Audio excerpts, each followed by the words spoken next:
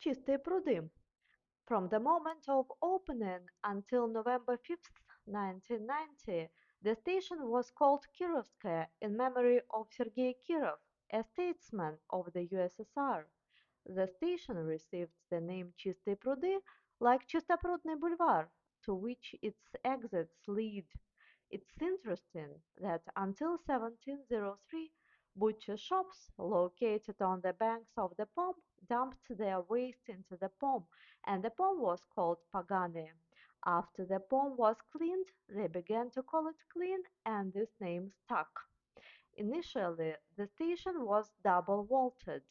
At the exits, there were only two short halls for transition between the side platforms. In 1971, reconstruction was carried out, during which the central hall was opened and the station became three-vaulted.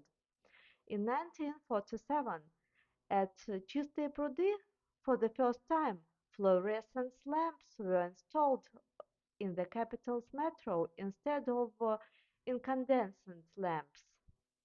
During the Great Patriotic War, the Department of the Central Staff and the Air Defense of the Soviet Union were located at the station. To be continued soon, click the like button, write comments, and subscribe to my channel.